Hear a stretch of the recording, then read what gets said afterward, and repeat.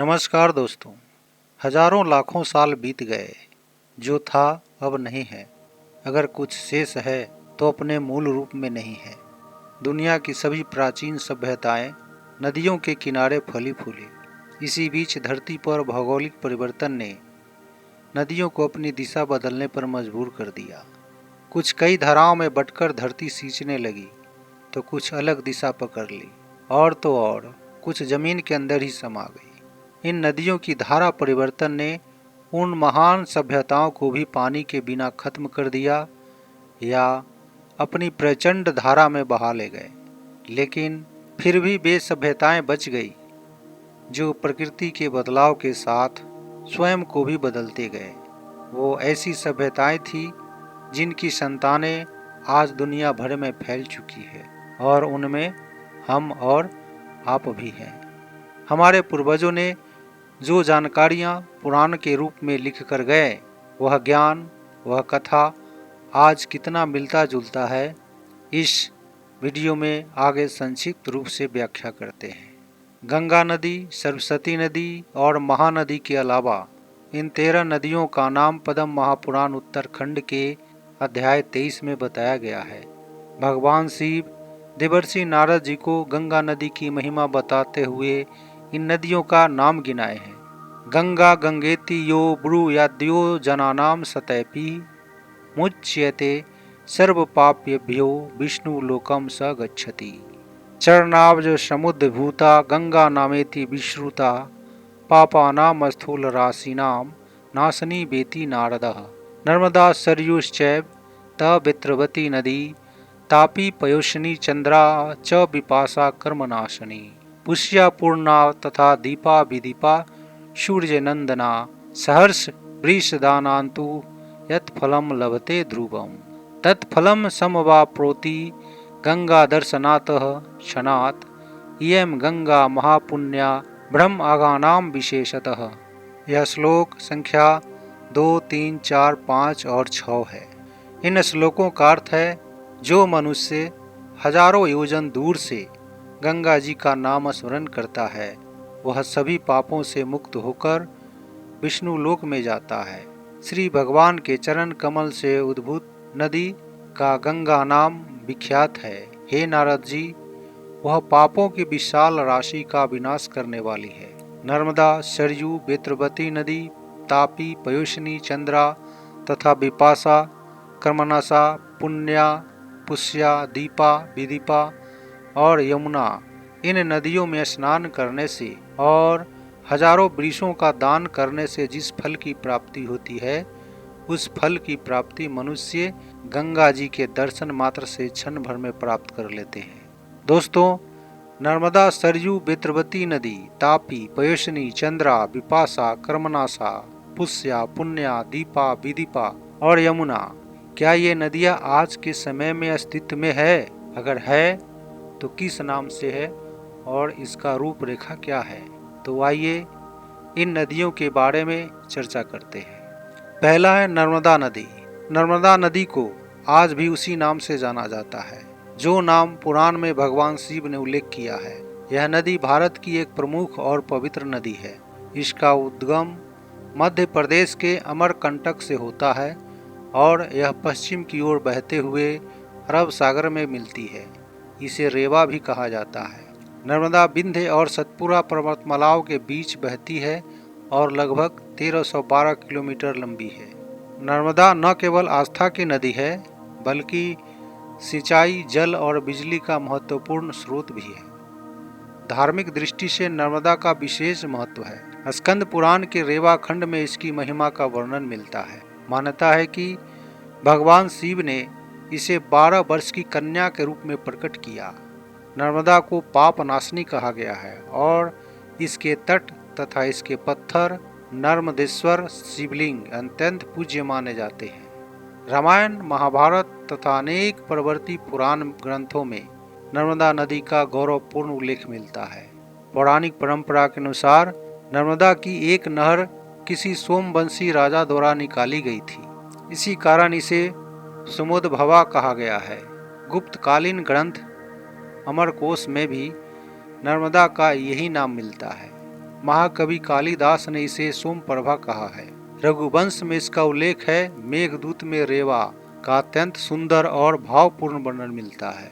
विश्व में नर्मदा ही एकमात्र ऐसी नदी है जिसकी परिक्रमा की जाती है। पुराणों में कहा गया है कि जहाँ गंगा में स्नान से जो पुण्य फल मिलता है, वही फल नर्मदा के दर्शन मात्र से प्राप्त हो जाता है। भौगोलिक दृष्टि से भी नर्मदा अद्वितीय है। यह भारत की प्रमुख नदियों में से एक है जो पूर्व से पश्चिम की ओर बहती है। सरयू नदी। सरयू नदी आज भी अस्तित्व में है। सरयू नदी उत्तर भारत की एक प्राचीन और पवित्र नदी है जिसका उल्लेख रामायण, महाभारत और अनेक पुराणों में मिलता है। यह नदी विशेष रूप से अयोध्या से जुड़ी हुई है, जहां भगवान श्री राम का जन्म हुआ माना जाता है। भौगोलिक रूप से सरयू का उद्गम उत्तराखंड, नेपाल, हिमालय क्षेत्र में माना जाता है। आगे चलकर यही नदी विशाल रूप धारण कर घाघरा नदी कहलाती है, जो गंगा की प्रमुख सहायक नदी है। सरयू उत्तराखंड, उत्तर प्रदेश और बिहार से होकर बहती है। सरयू नदी उत्तराखंड के बागेश्वर जिले में उत्पन्न होती है, फिर शारदा नदी में विलय हो जाती है, जो काली नदी भी कहलाती है, और उत्तर प्रदेश राज्य में गुजरती है। शारदा नदी फिर घाघरा नदी में विलय हो जाती है, जिसके निचले भाग को फिर से सरयू नदी के नाम से बुलाया जाता है। नदी के इस अंश के किनारे अयोध्या का ऐतिहासिक और तीर्थनगर बसा हुआ है। सरयू फिर बिहार राज्य में प्रवेश करती है, जहां बलिया और छपरा के बीच में इसका विलय गंगा नदी में हो जाता है। धार्मिक मान्यता के अनुसार सरयू के तट पर स्नान, दान और तर्पण करने से पापों का नाश और मोक्ष की प्राप्ति होती है। श्री राम ने भी इसी नदी के तट पर अपनी लीलाएं की और अंत में जल समाधि भी ली। सरयू केवल एक नदी नहीं, बल्कि राम भक्ति, भारतीय संस्कृति और सनातन परंपरा की जीवंत धारा है। बेत्रवती नदी। बेत्रवती नदी का उल्लेख रामायण, महाभारत तथा अनेक पुराणों में मिलता है। प्राचीन ग्रंथों में इसे एक पवित्र और ऐतिहासिक नदी माना गया है। आधुनिक काल में बेत्रवती नदी को बेतवा नदी के नाम से जाना जाता है। बेतवा नदी, जिसका प्राचीन नाम बेत्रवती था, भारत के मध्य प्रदेश और उत्तर प्रदेश राज्यों में बहने वाली एक नदी है। यह यमुना नदी की उपनदी है। यह मध्य प्रदेश में रायसेन जिले के कुम्हाड़ा गांव से निकलकर उत्तर पूर्वी दिशा में बहती हुई भोपाल, विदिशा, झांसी, ललितपुर आदि जिलों से होकर बहती है। इसके ऊपरी भाग में कई झरने मिलते हैं, किंतु झांसी के निकट यह कांप के मैदान में धीमे धीमे बहती है। इसकी संपूर्ण लंबाई 480 किलोमीटर है। यह बुंदेलखंड पठार की सबसे लंबी नदी है। यह हमीरपुर के निकट यमुना में मिल जाती है। इसके किनारे सांची और विदिशा के प्रसिद्ध व सांस्कृतिक नगर स्थित है। बीना नदी इसकी एक प्रमुख उपनदी है। यह बुंदेलखंड क्षेत्र की प्रमुख जीवन रेखा मानी जाती है।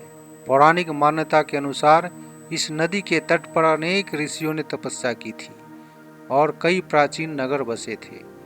ऐतिहासिक दृष्टि से भी बेत्रवती नदी के किनारे अनेक मंदिर, किले और सभ्यताएं विकसित हुई। बेत्रवती नदी केवल एक जलधारा नहीं, बल्कि बुंदेलखंड की सांस्कृतिक, ऐतिहासिक और आध्यात्मिक पहचान है। तापी नदी। माना जाता है कि तापी नदी का नाम सूर्य देव और छाया की पुत्री देवी ताप्ती के नाम पर रखा गया है। ताप्ती शनि, भद्रा, यमुना और यम की बहनें हैं। तापी नदी, जिसे ताप्ती भी कहा जाता है, भारत की प्रमुख और प्राचीन नदियों में से एक है। इसका उल्लेख रामायण, महाभारत और अनेक पुराणों में मिलता है। तापी का उद्गम मध्य प्रदेश के सतपुरा पर्वत श्रृंखला में स्थित मुलताई यानी बैतूल जिला से होता है। यह नदी पूर्व से पश्चिम की ओर बहती हुई मध्य प्रदेश, महाराष्ट्र और गुजरात से होकर अरब सागर यानी खंभात की खाड़ी में मिल जाती है। ताप्ती नदी भारत की कुछ चुनिंदा पश्चिमी वाहिनी नदियों में से एक है और इसकी कुल लंबाई 724 किलोमीटर है। ताप्ती नदी की 14 प्रमुख सहायक नदियां हैं, जिनमें से 4 दाहिनी ओर और 10 बाईं ओर बहती है। धार्मिक दृष्टि से तापी को पवित्र माना गया है। इसके तट पर अनेक प्राचीन तीर्थ और नगर बसे हैं, जिनमें सूरत प्रमुख है।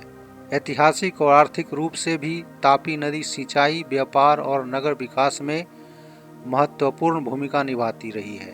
तापी नदी केवल एक प्राकृतिक जलधारा नहीं बल्कि मध्य भारत की सांस्कृतिक और जीवनदायिनी नदी है। पयोसनी नदी। पयोसनी नदी का उल्लेख रामायण, महाभारत, पद्म पुराण तथा अनेक पौराणिक ग्रंथों में एक पवित्र नदी के रूप में मिलता है। प्राचीन काल में यह नदी विदर्भ क्षेत्र यानी महाराष्ट्र में विशेष महत्व रखती थी। आधुनिक विद्वानों के अनुसार पयोसनी नदी की पहचान आज की पूर्णा नदी या उसकी किसी प्राचीन धारा से की जाती है। महाराष्ट्र के विदर्भ यानी विंध्य पर्वत से दक्षिण की ओर प्रवाहित यह नदी अनेक ग्रामों और नगरों को सिंचित करती हुई क्षेत्र में बहती है और आगे चलकर तापी नदी तंत्र से जुड़ी मानी जाती है। वर्तमान समय में इसका प्रवाह सीमित और कई स्थानों पर मौसमी रह गया है। समय के साथ प्राकृतिक परिवर्तनों और मानवीय हस्तक्षेप के कारण इसका स्वरूप काफी बदल गया है। पौराणिक मान्यता के अनुसार पयोसनी के तट पर ऋषि मुनियों ने तपस्या की थी, जिससे यह नदी पुण्यदायिनी मानी गई।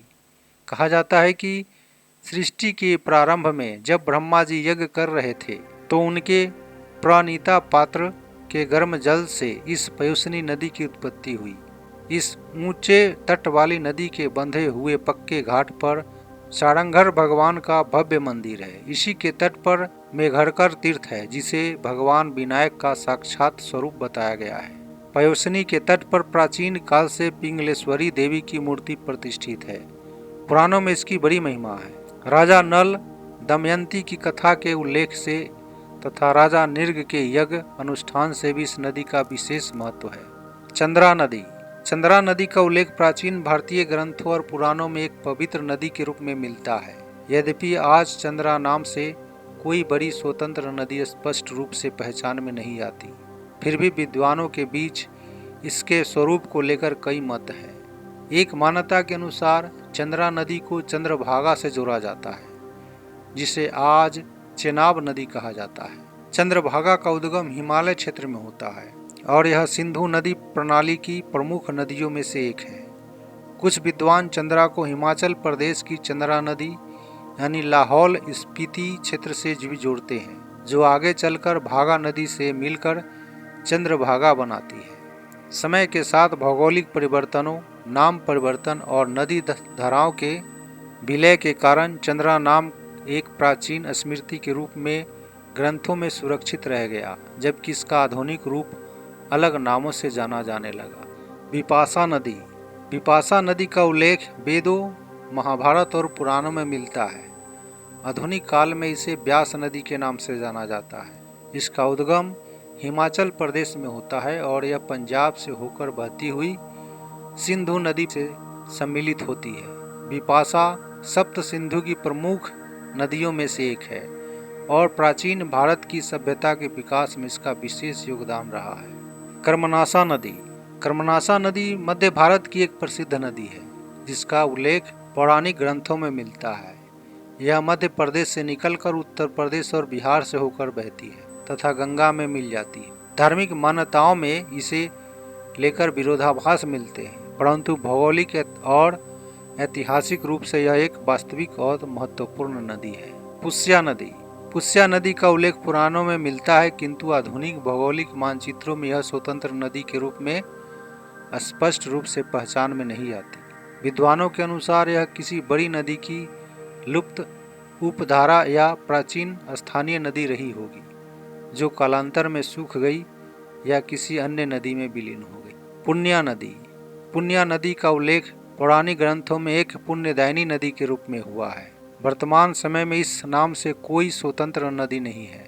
संभव है कि यह किसी क्षेत्रीय नदी का प्राचीन नाम हो या फिर इसका उल्लेख आध्यात्मिक या प्रतीकात्मक अर्थ में किया गया हो। दीपा नदी। दीपा नदी का उल्लेख भी पुराणों में मिलता है, किंतु आज इसके भौगोलिक अस्तित्व के स्पष्ट प्रमाण उपलब्ध नहीं है।